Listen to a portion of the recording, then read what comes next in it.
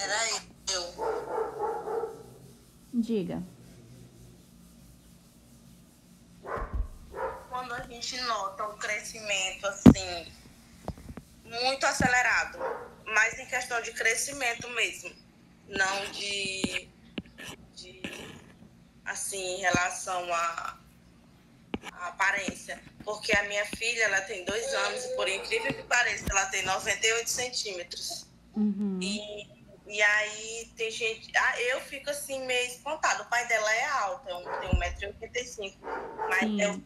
fico com medo de não ser só genética, sei lá, e ter algum problema depois. Uhum. Ó, o indicado é tu conversar com o pediatra sobre isso, sobre essa tua preocupação. Porque o pediatra, ele vai saber avaliar a criança em relação à idade e o que é considerado ali o crescimento normal. Então, se ele detectar alguma possível, né, anormalidade, ele vai com certeza te orientar a procurar um endocrinologista. Então, da próxima vez que tu for precisar, né, levar ela no pediatra, tu consulta ele sobre essa dúvida que tu tem. Se é normal a altura dela para a idade, ou se tem que ficar preocupada. Eu te diria que não, tu não deve ficar preocupada, não. Porque realmente tem crianças que crescem muito cedo, mas chegando a uma determinada idade, elas meio que acompanham, né? Aquele pico de crescimento, ele já, como é que fala? Ele já normaliza e ela fica na altura ideal. Tanto por influência do hormônio, quanto influência genética também. Ó, gente, eu sou um exemplo disso. Entendi. Eu, quando criança, eu era muito alta pra minha idade. Mas se vocês me olharem hoje, todo mundo ri quando eu conto essa história, mas é. Eu, até mais ou menos ali, o ensino fundamental, das meninas, eu era a mais alta da minha turma. Só que aí depois, eu parei de crescer. Não cresci mais, não. Depois da puberdade. E aí, hoje eu tenho 1,56. Então, eu sou muito baixinha. Mas já teve quando criança e na pré-adolescência eu era bem alto para a idade. Certo? Certo. Eu também tenho uma pergunta sobre Diga. menstruação. Assim, quando uma menina já tem 17 ou 18, 19 anos e não aconteceu a menarca dela, o que aconteceu? Foi falta de algum hormônio? Geralmente sim. Geralmente a liberação do hormônio da gonadotrofina é insuficiente ou então geralmente é isso, é insuficiente a quantidade desse hormônio.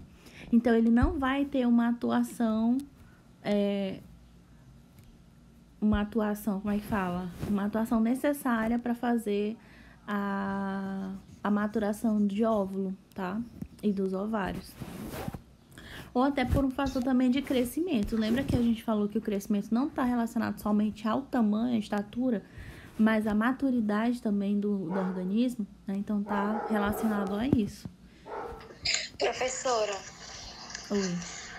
em relação quando a menstruação ela só desce se tiver algum remédio. É claro que isso não é normal, né? Mas é por conta de quê, mais ou menos? Tu tá falando em relação a mulheres que menstruam, por exemplo, uma vez, passam 3, 5, 6 meses sem Sim, menstruar, né? sim. Isso é uma questão, pode ser também uma questão hormonal e associada ao ovário policístico. Por quê? Porque é no ovário que acontece toda a produção desses hormônios. Então, se tem alguma alteração no ovário, os hormônios eles vão estar desregulados. Então, o que acontece no ovário nessa situação de ovário policístico? Acontece uma falha estrutural por conta dos cistos, né? Que estão presentes ali no ovário, acontece uma falha na produção desses hormônios. Então, é possível que a mulher menstrue um mês, dê um intervalo ali de. Conheço gente que só menstrua 2 vezes no ano. Tipo, eu, no caso, eu só consigo menstruar se eu tomar remédio. Se eu não tomar, eu não tenho menstruação. Sim. Mas tu tem diagnóstico de ovário policístico? Eu tenho cisto só. Entendi. Aí tu toma um anticoncepcional pra regular o teu ciclo. Isso. Mas se eu parar de tomar, não desce, não. Não desce, exatamente. Não. Mas aí vai chegar um tempo que tu não vai precisar mais do anticoncepcional. Porque o cisto, ele, quando não é necessário, né, a intervenção cirúrgica, quando só com o hormônio já consegue dar jeito, esse cisto, ele regride. E aí, depois teu ciclo, ele normaliza. Eu tinha mais, né? Aí, como eu tenho tomado bastante remédio, agora só tá em um. Com certeza vai ser. Pois é, com o tempo tu não vai mais precisar. Enquanto tem gente que toma anticoncepcional pra não menstruar, né? Pra realmente ter anticoncepcional, pessoal. Acho que as meninas devem saber sobre isso, os homens não, da turma. Mas, meninos, existem anticoncepcionais que são de uso contínuo, ou seja, que são tomados de 3 em 3 meses, por exemplo. São os injetáveis, né? Existe comprimido também que faz isso. Mas eles são de uso contínuo. Então, enquanto a mulher estiver utilizando esse método, ela não menstrua. A menstruação não desce. Se desce, algum sangramento de escape, né? Algum sangramentinho, passa ali um dia, mas não é como menstruação mesmo. Então, tem muita gente que toma anticoncepcional só por causa disso. Só para não ter que todo mês menstruar. E com o tempo, o ciclo vai normalizando, vai se acostumando, né, com o medicamento. Então, vamos continuar aqui, pessoal. Professora, só uma pergunta, rapidinho. Diga. Em relação a quando a mulher, o útero não amadurece, tem a ver com esses hormônios? Com certeza. A atuação direta dos hormônios da hipófise. A gente tem que ficar avaliando desde a puberdade, desde os 12, 13 anos, para ver se tem como resolver ou não tem como resolver. Geralmente não tem como resolver. Geralmente, esse útero que está imaturo é uma das causas de infertilidade da mulher. Então, gente, o ideal, qual que é o ideal? Mães de meninas e meninos, na realidade, ambos os sexos, né? Mães. O ideal é que na puberdade você leve seu filho para fazer uma análise com um endocrinologista. E as meninas com o ginecologista e os meninos com o urologista também. Porque lá ele vai ver, vai fazer uma ultrassonografia, vai fazer a taxa hormonal, então já dá para saber, né? Tem uma noção de como tá os hormônios durante a puberdade. E se precisar de alguma reposição ou alguma inibição de algum certo tipo de hormônio, aí é feito, tá? O ideal é isso. Sim, entendi. Obrigada. De nada. Certo, gente. Então, continuando aqui os hormônios fabricados ali pelo hipotálamo. Nós temos aqui o hormônio liberador da corticotropina. Esse hormônio liberador da corticotropina vai ser fabricado no hipotálamo e vai ter atuação nas glândulas adrenais. E ele vai ser o precursor do hormônio cortisol, tá? Fabricado lá no corticotropos, que são as células, as glândulas, as células glandulares da supraadrenal. Outro hormônio aqui que a gente já falou bastante, o hormônio inibidor e o hormônio liberador do hormônio de crescimento.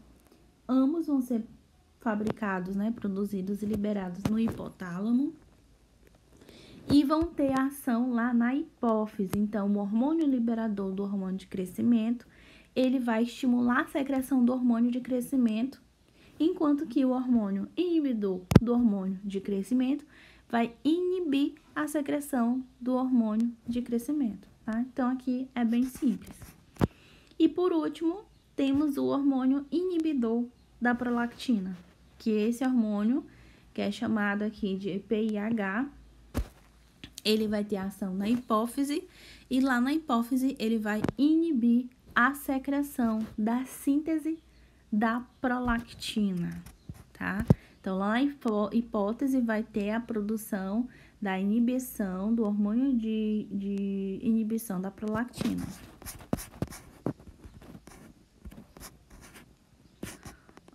Eu vou pular esse aqui porque a gente acabou falando já sobre eles. E aqui, olha só, os hormônios da hipófise agora. Tanto os hormônios da hipófise... Oi? Em relação à prolactina, o que o parto normal interfere na produção de prolactina? Da prolactina, tá, vamos lá. Para a produção da prolactina, a gente precisa também levar duas coisas em consideração. O tempo de nascimento, o tempo do nascimento normal e a produção de ocitocina. Porque existe o parto natural, normal, né? Aquele parto em que a criança nasce exatamente quando ela está pronta para nascer. O organismo está pronto para que ela nasça. E existe o parto a cesariana, que é um parto antecipado. Ou não, né? Pode ser momentos ali de urgência, que a gente pode recorrer a uma cesariana. Só que, o que acontece? Quando o parto é normal, tá? O parto é no período em que a mulher já inicia as contrações, o corpo já se prepara, já tem a produção de ocitocina natural, a prolactina, ela é liberada mais cedo, certo? Ela é liberada naturalmente. Já o que acontece no parto, na cesariana, é que essa prolactina, tanto a prolactina quanto a ocitocina, elas não são liberadas de forma natural. A gente tem que induzir. Geralmente, não se induz a produção, mas se injeta a ocitocina no pós-parto para fazer a contração, ajudar na contração do útero, tá? Na contração final, depois que a criança já saiu, aí faz a contração para o útero evoluir e voltar para o tamanho normal.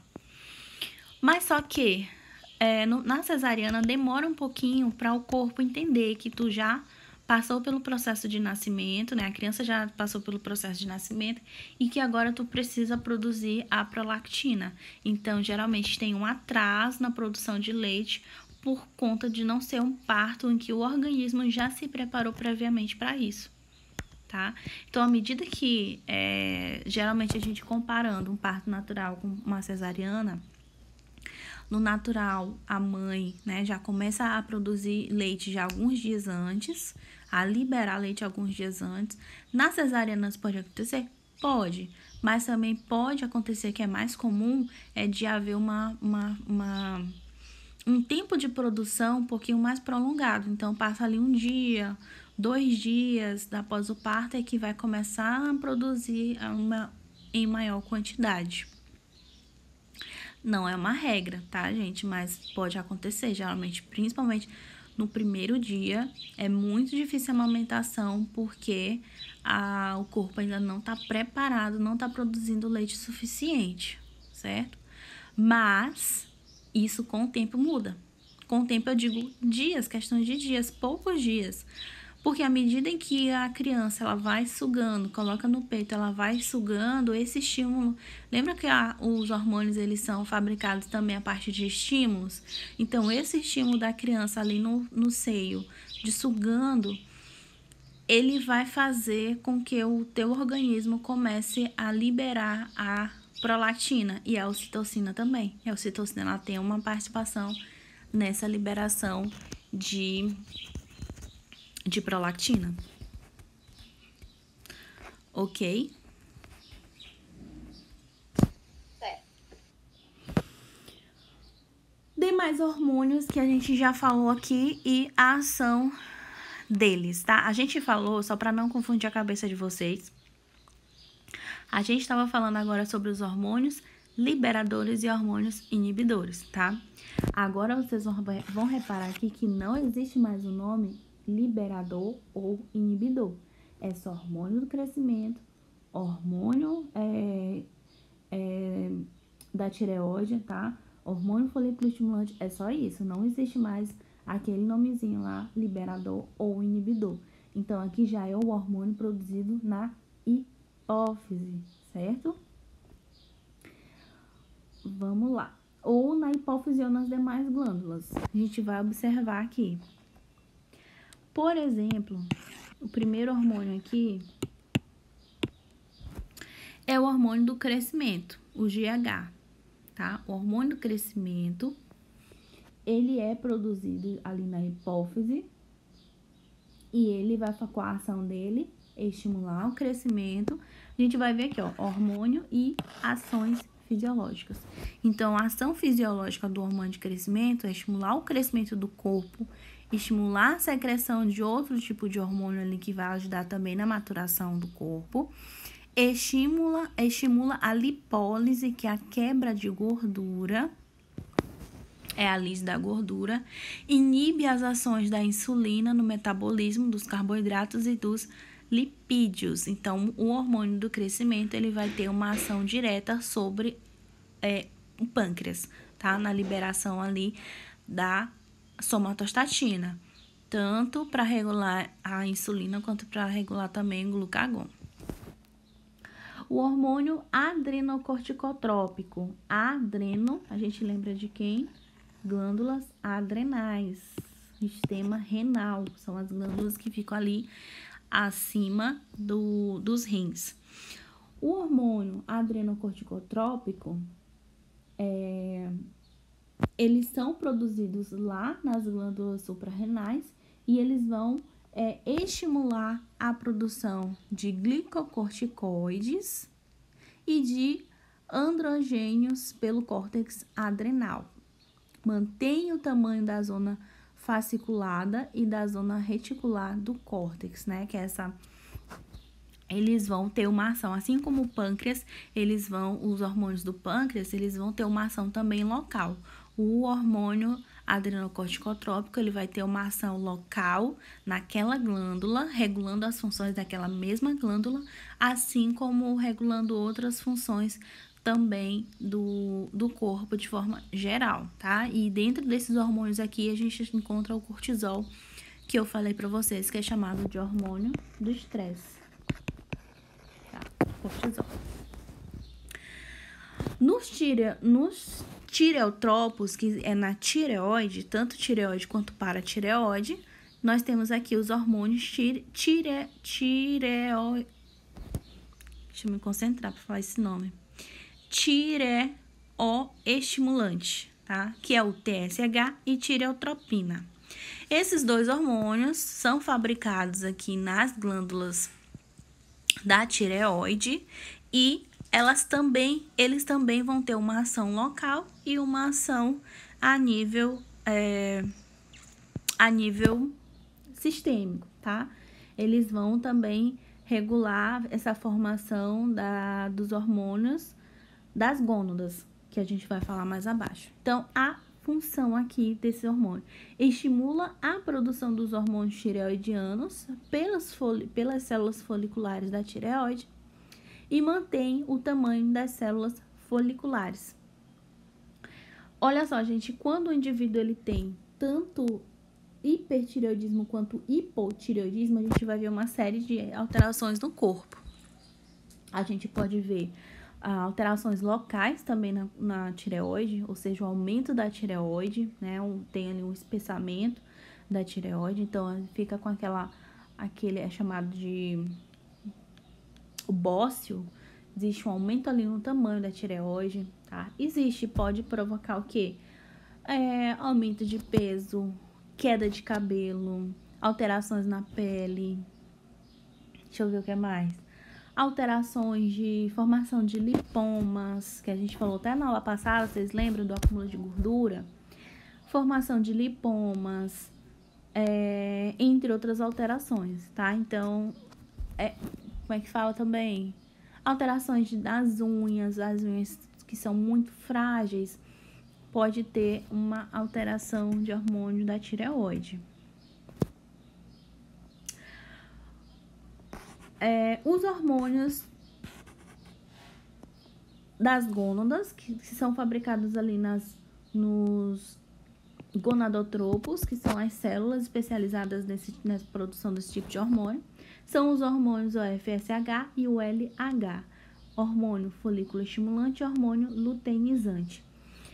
A ação desses dois hormônios, a gente vê aqui na lateral, estimula o desenvolvimento dos folículos ovarianos, o FSH, regula o espessamento, regula a espermatogênese nos testículos, tá?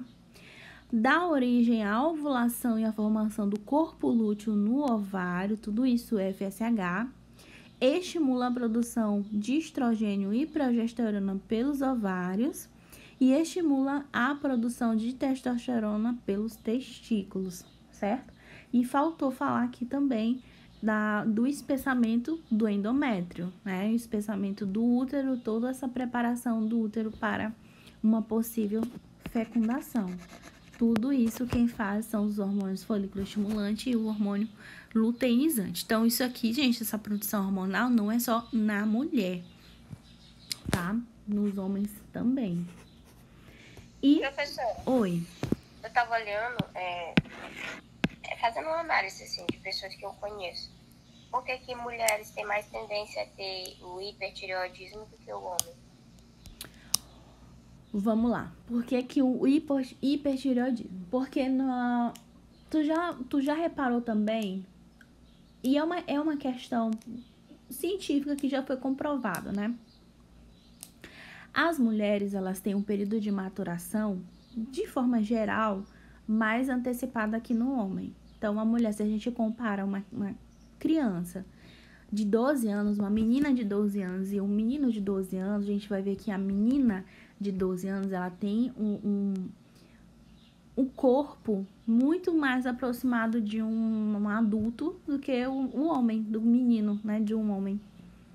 Então, a gente pode levar em consideração que esses hormônios, do hormônio de fator de crescimento para a maturação desse organismo, é mais forte nas mulheres, tá? Do que nos homens. Até levando em consideração isso também, a gente percebe que a nossa idade de reprodução, né, digamos assim, ela acaba sendo menor do que nos homens. O homem, ele pode se reproduzir até uma certa idade, já a mulher não. Ela tem uma idade ali ideal para começar o período fértil, o período de reprodução, e tem uma idade ali onde já é considerado meio que um limite, né? Digamos assim, hoje já é considerado ali os 40 anos. Ou algumas mulheres até ultrapassam isso. Mas é como se esses hormônios eles tivessem uma ação maior, mais forte, mais intensa nas mulheres. Isso pode acabar causando essa deficiência dos hormônios da tireoide. Outro fator também é a utilização de anticoncepcionais, que anticoncepcionais são hormônios, tá? Não somente os anticoncepcionais orais, mas os injetáveis, os implantes hormonais, todos eles são à base de hormônios. O DIU de Mirena, que é hormonal também. Então, todos esses métodos contraceptivos, a gente vai ter liberação hormonal, tá? Outro fator também é que a mulher, ela passa por uma experiência de um ciclo hormonal muito intenso, de mudanças hormonais, né? Ao longo do ciclo, muito intensa, que o homem não passa. Então, uma hora não é mito, né? As meninas vão concordar. Mas mulher passa por uma mudança, assim, de humor durante um ciclo menstrual muito intensa. Então, uma hora não, mas tem dias que você tá estressada, tem dias que você tá tá mais tranquila, outro dia você tá com ódio de tudo, outro dia tá muito sensível. Então, tudo isso, essa questão desses hormônios, a dosagem desses hormônios, certo? Então, pode ser por isso, tá? É uma explicação. Pelo ciclo em si da mulher ter uma variação muito grande de hormônios. Mulher sofre, viu? Mulher sofre. Por último, gente, nós temos aqui a prolactina, PRL. A prolactina, muito simples, ela tem ação ali direta na produção e secreção do leite. Lembrando que produção e secreção são coisas diferentes, tá? Produção, você produzir, a glândula mamária produzir. Agora, secretar precisa do estímulo de descida do leite, é aí que a ocitocina entra, certo? Então, produção, prolactina, secreção, prolactina mais ocitocina. Então, tem essa participação da ocitocina também nessa descida do leite, tá? Que às vezes na gestante, na puérpera, né, ainda não tá maturo o suficiente aquela descida do leite justamente pela necessidade dessa ocitocina. Só mais uma informação também, que a ocitocina é a responsável pela contração uterina, pelas contrações durante ali o trabalho de parto. Então, no momento em que é liberada a ocitocina, que vai fazer essa contração do endométrio, vai também já providenciando ali a descida do leite. Então, é bem interessante. Os hormônios aqui da tireoide, T3 e T4, principalmente, né? São os mais falados, são os mais famosos quando a gente faz aqui taxa de hormônio da tireoide, né? Geralmente, os ginecologistas pedem bastante T3 e T4. Então, a glândula tireoide é uma estrutura de 2 lobos, então ela é dividida em lobo direito e esquerdo, tá? A glândula da tireoide, ela vai produzir esses 2 hormônios principalmente, a triiodotironina, que é T3, e tiroxina, que é a T4. Triiodotironina e a tiroxina, tá?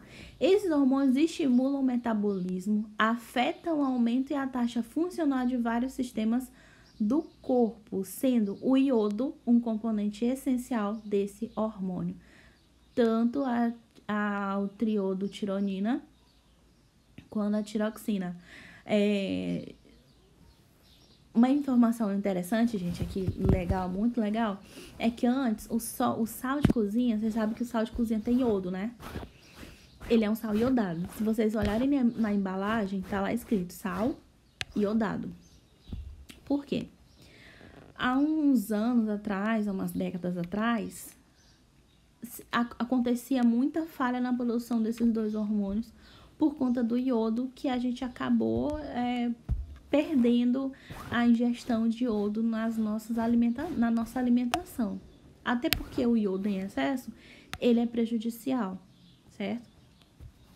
Ele até deixou de ser utilizado como medicamento, por exemplo. Existiam medicamentos que eram à base de iodo. Lembra do... Eu não lembro, gente, se era o metiolate, que ele tinha iodo. Eu não lembro. Eu acho que era metiolate, aquela versão antiga, né? Que ardia muito, muito, muito mesmo. Ele tinha iodo. Então, o iodo em contato... O iodo, ele mata bactérias, tá? Ele é utilizado... Hoje em dia, ele é utilizado em uso hospitalar como um degermante. Um desinfetante, vamos falar assim. Ele é utilizado em processo de esterilização de materiais. Então, ele mata mesmo as bactérias. O problema é que ele mata, mas ele é tóxico. Então, em contato com a pele, né, com o tecido, o organismo vivo, a gente acaba retendo essa toxicidade, tá? Acaba desenvolvendo toxicidade.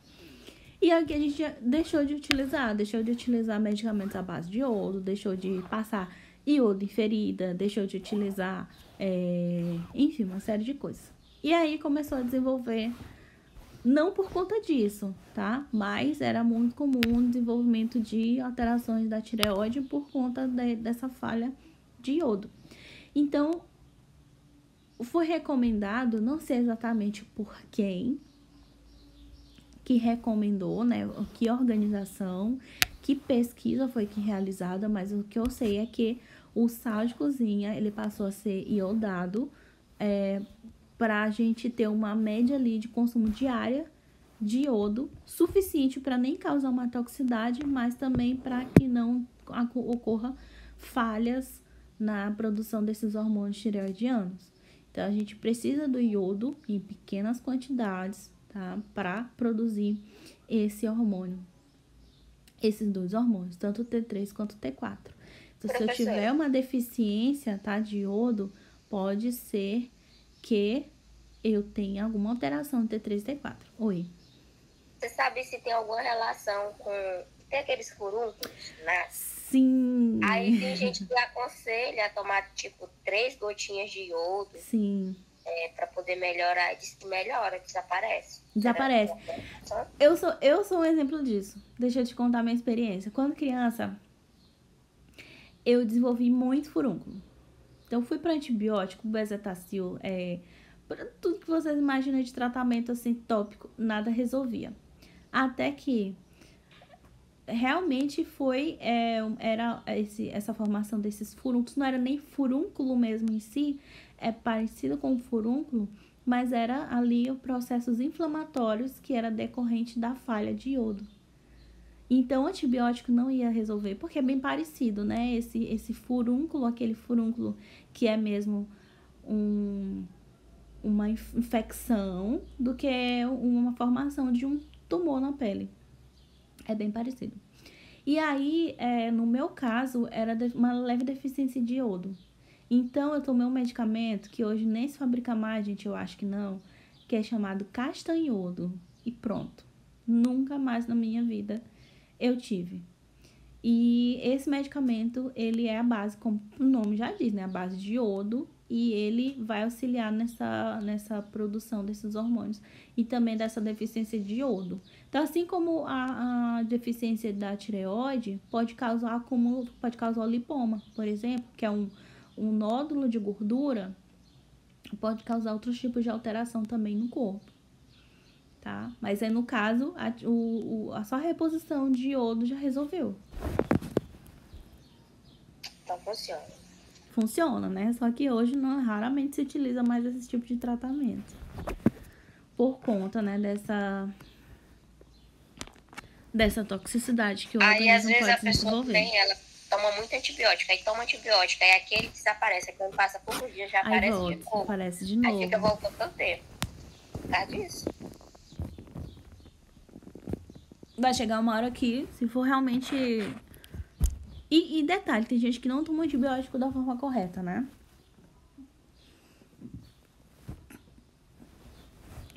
Tá? Então, esses dois hormônios, gente, triodotironina e tiroxina, T3 e T4, são os principais hormônios ali fabricados pela tireoide. Nessa partezinha aqui grifada, negrito, diz assim: entre os folículos estão as chamadas células C, que são as células claras, ou parafoliculares, que produzem a calcitonina. E a calcitonina é outro hormônio aqui muito importante da tireoide, porque ele vai regular a homeostase de cálcio. Lembram que para o que o cálcio é importante? Contração muscular, certo? Contração muscular. Então, para a contração muscular ocorrer, a gente precisa ter uma quantidade ideal de cálcio. E aqui a calcitonina que vai fazer esse controle, tá? Vai fazer essa homeostase de cálcio e essa deposição também, depositar esse acúmulo, né? Armazenamento de cálcio nos ossos. Então, é tanto necessário para a contração, quanto também para a densidade dos ossos. E aqui nós temos as glândulas da paratireoide. Aqui nós temos a tireoide e aqui por trás da tireoide, tá? Por trás aqui na imagem não dá de ver, nós temos aqui a paratireoide, que são esses pontinhos aqui amarelos. Então, os hormônios da paratireoide são conhecidos como PTH ou paratormônio, é mais chamado de paratormônio. Então, é bem fácil a gente lembrar. T3, T4, T3, T4 e calcitonina, tireoide, e o paratormônio da paratireoide. Esse hormônio atua no aumento da concentração também de cálcio, só que no sangue, tá? Então, a calcitonina vai regular a deposição nos ossos, a excreção e a eliminação, e o paratormônio a quantidade de cálcio no sangue, certo? Então, ele vai ser o contrário, vai agir ao contrário da calcitonina, tá? Então, vamos lá, explicar mais uma vez. A calcitonina, ela vai ajudar na deposição. Então, quando o cálcio está em excesso, ela vai lá, pega esse cálcio e bota para os ossos. Ao contrário do paratormônio. O paratormônio, ele vai aumentar a quantidade disponível no sangue. Deu para entender, pessoal? Ambos, tanto o paratormônio quanto a calcitonina, eles vão atuar na homeostase, mas um vai aumentar, outro vai diminuir a quantidade no sangue. Paratormônio vai aumentar no sangue e calcitonina vai tirar do sangue e colocar para os ossos, ok? O hormônio da paratireoide aumenta a absorção da vitamina D, a absorção intestinal de cálcio, então, que a gente ingere, né, o cálcio lá do leite, por exemplo, a gente vai ingerir, esse cálcio vai ser absorvido no intestino e vai ser utilizado na corrente sanguínea. E também vai ter uma atuação aqui na absorção da vitamina D. Também exerce influência na concentração sanguínea do íon fosfato, aumentando a excreção renal deste íon pela diminuição da sua reabsorção dos túbulos renais. Então, lá naquele processo de filtração renal, né, de filtração, absorção, secreção e o final, resultado, a eliminação, a excreção. Então, esse hormônio vai regular essa dosagem também do fosfato.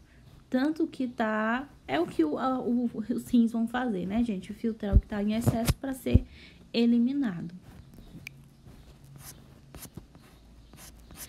Aqui as glândulas supraadrenais.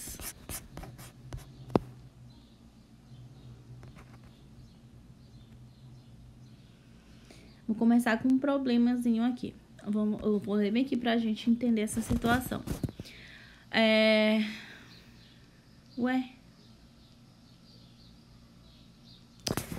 Eu acabei apagando sem querer.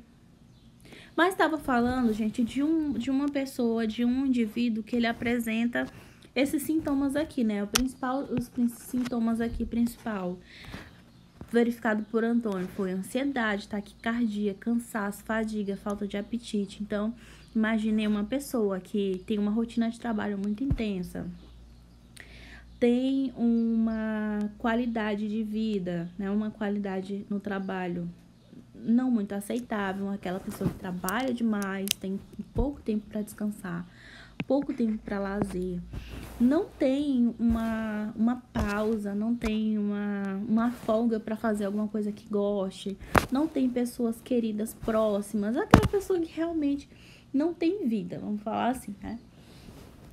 Ela pode apresentar em algum momento esses sintomas de ansiedade, taquicardia, né? As crises de ataque de pânico, cansaço, fadiga, falta de apetite ou apetite em excesso. Outras pessoas também começam a ter queda de cabelo, aumento de peso. Tudo isso pode estar relacionado a alguma disfunção, tanto de neurotransmissor quanto de hormônio. Nesse caso aqui, nós estamos falando especificamente dos hormônios adrenais, principalmente do cortisol, tá?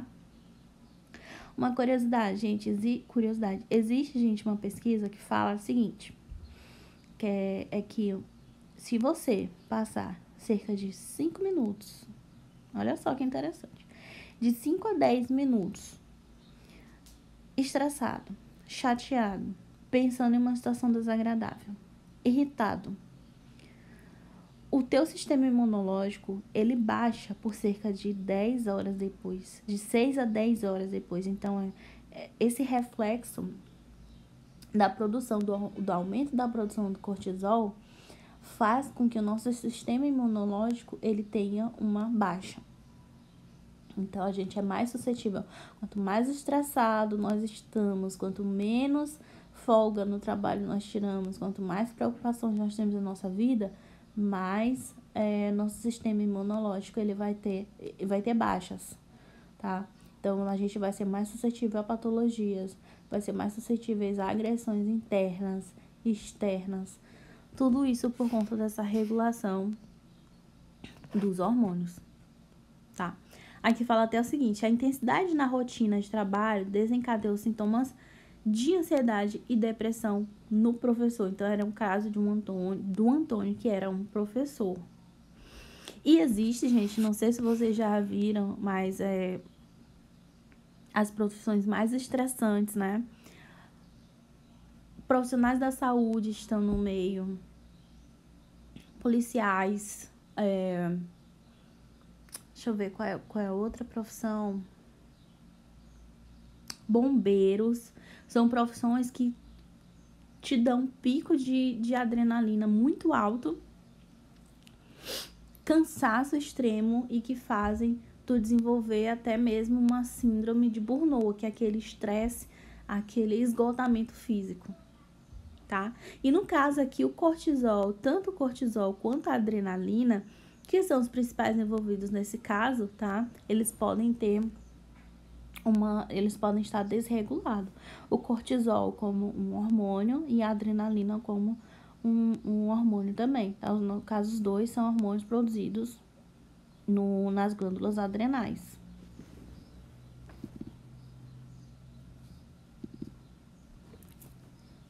Então, o cortisol e a adrenalina são os principais envolvidos em casos de estresse crônico. O estresse é um estado que ameaça o equilíbrio por meio de respostas fisiológicas e comportamentais. De forma aguda, a resposta ao estresse é adaptativa e prepara o organismo para a luta ou fuga. Na situação em que o estresse é crônico, é necessário ter cuidado, né? Porque imagina uma pessoa vivendo ali o tempo todo sobre estresse. Isso tem um reflexo até mesmo no sistema cardiovascular, tá? Existe uma frequência, pode haver alterações na frequência cardíaca, na pressão arterial, na perfusão do coração, na formação, enfim, de várias outras patologias decorrentes ali decorrentes desse estresse, tá bom? Assim, ao ser procurado em razão de sintomas como ansiedade, taquicardia, fraqueza, alterações emocionais, o médico deve buscar a causa que desencadeou a patologia por meio de exames e busca-se entender o que acelerou os sintomas da doença. Trata-se de ansiedade, depressão, síndrome do pânico ou cansaço. Como não se sabe o diagnóstico da patologia em questão, busca-se a solução por meio da realização de exames. E aí, quais são esses exames? Principalmente os exames hormonais, tá? E como o hormônio que está mais relacionado é o estresse, que é justamente chamado o hormônio do estresse, é o cortisol, que vai ser analisado, principalmente vão ser as glândulas aqui suprarrenais. Então, as glândulas suprarrenais, elas estão localizadas ali acima, né, dos rins. Até várias pessoas falam que elas parecem chapeuzinho, sabe aquele chapeuzinho de aniversário? Aquele chapeuzinho, só que estão localizados ali acima dos rins, tá? Na altura, mais ou menos ali da 12ª vértebra, tá? Na altura mesmo dos rins, claro. E aí, esses hormônios, eles são responsáveis por essas glândulas, né? São responsáveis pela liberação desses hormônios, principalmente do cortisol, que é o hormônio ali responsável por toda essa sintomatologia do Antônio, que eu falei para vocês, e também da adrenalina, que vai ser responsável ali por uma resposta de luta ou fuga no organismo, de aumento da frequência cardíaca, de aumento ali da energia no nosso corpo, tá? Então, olha só o que fala aqui. Estimulam a conversão de proteínas e gorduras na forma de glicose, ao mesmo tempo diminuem a captação de glicose na captação de glicose pelas células. Por isso que a pessoa ela pode se sentir cansado, fraqueza, porque ela vai diminuir, tá? Tanto esses hormônios, elas vão diminuir a capacidade da célula de captar essa gordura. Então, se não... Essa é glicose, gente. Então, se não tem essa captação adequada de glicose, vai ter uma falta de energia na célula, tá? Dessa forma, aumenta-se a utilização de gordura como fonte de energia. Vai-se, então, fazer a quebra de gordura no lugar da utilização da glicose. As glândulas adrenais trabalham a fisiologia dos rins pela secreção do hormônio aldosterona, que a gente já falou sobre a aldosterona. A aldosterona ele vai auxiliar no processo de filtração, na captação tanto de sódio quanto de água, tá? E isso vai influenciar o quê? Na regulação da pressão arterial e na concentração desses íons no plasma, certo? Então, aqui, tanto a aldosterona quanto a adrenalina quanto cortisol são os 3 hormônios fundamentais aqui das glândulas adrenais. Cortisol vai fabricar sintomas de ansiedade, mas não ansiedade patológica, tá? Ansiedade fisiológica, ansiedade normal. A gente precisa sentir em alguns momentos ansiedade. É adaptativa, é uma questão adaptativa.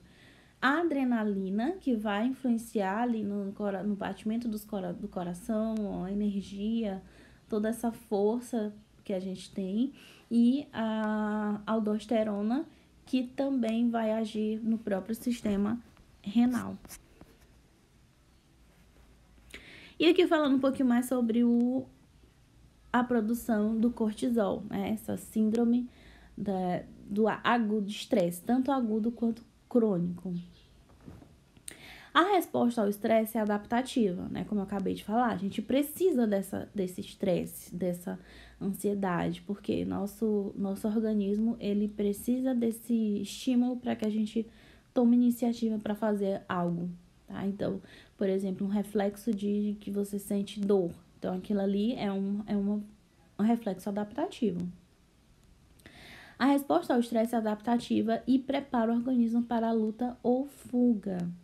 O objetivo da resposta aguda ao estresse está relacionado ao fato de mobilizar a energia aos locais envolvidos, como a dilatação da pupila, aumento do fluxo sanguíneo na região muscular, aumento da frequência cardíaca, pressão arterial e da frequência respiratória. Ainda a mobilização de glicose para a disponibilização de energia quando necessário facilita as respostas de luta e fuga. Então, por exemplo, quando você sente medo de alguma coisa, tem um susto, qual é a tua reação? Correr, né? Então, isso aqui foi uma resposta adaptativa a partir de um estresse. Então, tu viu aquela situação, tu sentiu medo, ficou com medo, correu. Então, isso aqui é uma resposta.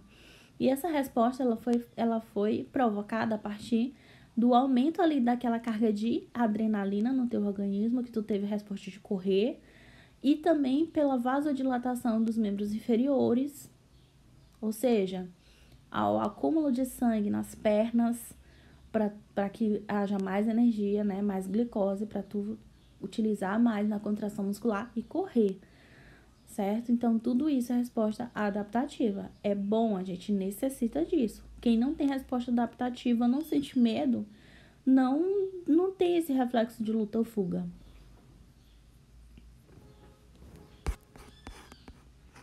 E aqui no caso do hiper e do hipotireoidismo, né? O que seria esse hipo e esse hipertireoidismo? Então, o hipertireoidismo seria o aumento na liberação desses hormônios da tireoide, e o hipotireoidismo seria a diminuição desses hormônios da tireoide. Tanto o estresse quanto o frio estimulam a produção ali do TSH, que é o hormônio tireoidiano. Então, uma pessoa que tem uma liberação muito acentuada de cortisol vai interferir também na produção dos hormônios da tireoide, tá? E o frio, uma resposta externa. Então, mais uma vez aqui, sistema nervoso somático, periférico somático, transformando esse estímulo do frio em uma resposta hormonal, tá? O TSH-FR, o fator de liberação, tá? Que é aquele hormônio lá do hipotálamo. E também o TSH, que é o próprio hormônio estimulador ali das glândulas da tireoide. Certo? Então, aqui tanto tem um estímulo, tem uma atuação tanto no hipotálamo quanto na própria tireoide.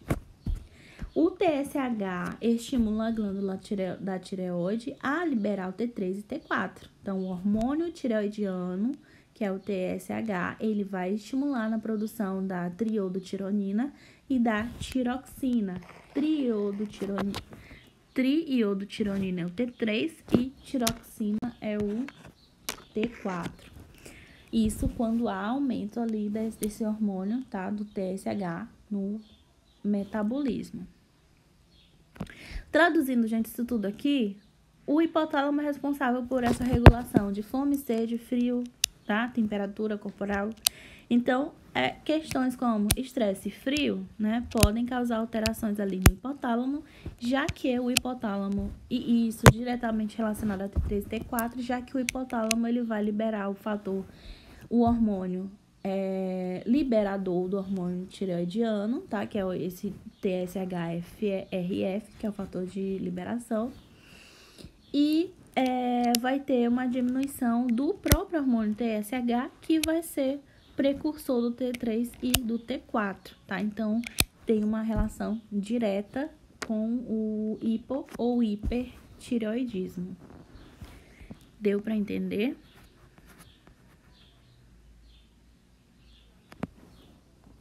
Então, olha só os efeitos aqui do hipo e do hipertireoidismo. O hipertireoidismo, eles vão produzir, né? Quando produzem excessivamente hormônio, que vai causar, aliás, a palpitação, taquicardia, fraqueza muscular, com fadiga, perda de peso, mesmo se alimentando de forma normal, né? Mesma quantidade, vai aumentar o metabolismo. Transpiração excessiva, intolerância ao calor, que pode ser confundida até mesmo com menopausa, né, em mulheres principalmente. E a labilidade emocional, essa capacidade, né, de modulação, como eu diria, de adaptação emocional. Essas alterações formam o edema da tireoide, conhecido como o bócio, né? O aumento ali, o espessamento do tamanho da tireoide. Então, hipertireoidismo causa palpitação, taquicardia, sudorese, perda de peso, tá? Enquanto já que no hipotireoidismo, os sintomas eles já incluem a letargia, a pessoa tem uma baixa energia, certo? Intolerância ao frio, porque vai ser sempre o contrário do hipertireoidismo. Aqui no hipotireoidismo, ele já tem uma intolerância ao frio. As capacidades intelectuais e motoras, elas são lentas, pouco ou mau uso de glicose, inchaço, aumento de peso, uma vez que o iodo é essencial para a função normal da glândula tireoide. As dietas com deficiência em iodo reduzem a produção funcional da tiroxina, podendo então causar o cretinismo ou mixedema, que são alterações tanto ali de uma sensação de aumento de peso, né? Ou até mesmo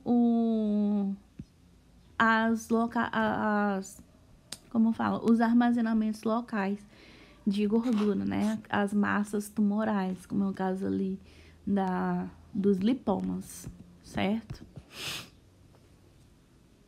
Então, gente, para finalizar, nós temos alguns hormônios que são essenciais. Só para a gente relembrar que nós temos os hormônios que são liberados pelo hipotálamo, são os hormônios de fator de liberação de inibição. Nós temos os hormônios, né? Dentre esses hormônios, nós temos o inibidor da tireotropina, nós temos liberador da tireotropina, liberador da gonadotropina, nós temos o liberador do hormônio de crescimento, inibidor do hormônio de crescimento e o inibidor da prolactina. Os hormônios da tireoide, tá? Nós temos o T3, T4 e hormônio da hipófise, nós temos o TSH, que é o hormônio que vão ser precursores do T3 e T4. Na tireoide, nós temos o T3, o T4, que é triodotironina e tiroxina. Na paratireoide, nós temos também o paratormônio. E na tireoide, nós temos a calcitonina. No pâncreas, nós temos a insulina, o glucagon, somatostatina. Nas glândulas supraadrenais, nós temos adrenalina, cortisol, certo?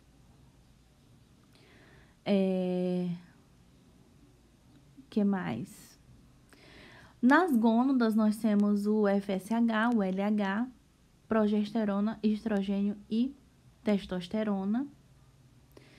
E foram esses hormônios. Sim, certo. E tá faltando o hormônio do crescimento e da prolactina, tá? Hormônio de crescimento, que vai trazer toda essa maturação no nosso corpo, e o hormônio de liberação e inibição da prolactina, certo? Cada um com sua função e sua determinada produção no organismo. Ok, gente? Então, esse é o último slide. Então, é isso. Principais características aqui do sistema endócrino. Alguma dúvida?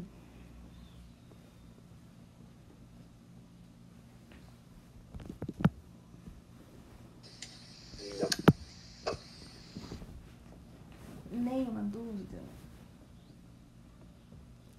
Já passou, foi da hora. Eu tava programando para acabar umas 10 horas, mas enfim.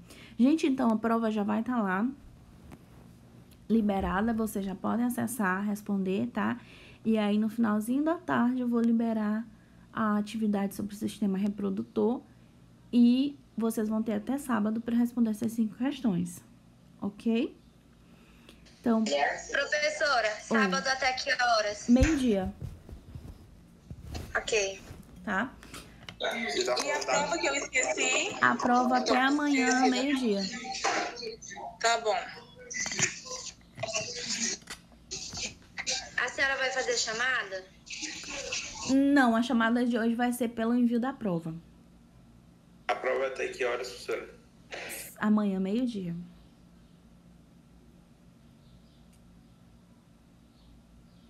Ok? Tudo bem. Ok. Certinho, Ok. gente. Então, qualquer dúvida que tiver lá na prova, eu tô aqui no WhatsApp, tá? É só chamar. Certo? Então, até mais, pessoal. Professora, eu li a prova. Tem 2 questões iguais, viu? Certo? Sério? Quais são as questões? Sim, tem. É sobre abrir a porta e a artéria lá. Vixe, então faz assim, respondam todas, e aí na hora de corrigir eu vou eliminar, Tá bom. tá? Vou encerrar aqui a chamada, tá, gente? Até mais. Tchau. Tchau.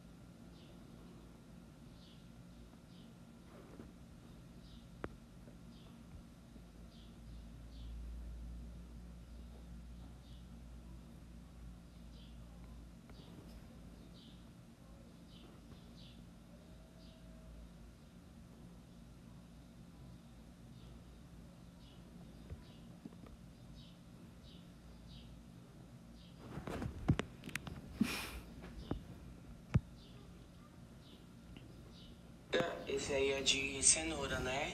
Cenoura mesmo, a fruta da cenoura. Ele é R$17, mas ele é bem miudinho, é assim? Ou ele é do tamanho de um bolo redondo, tipo aquela sopa de bolo?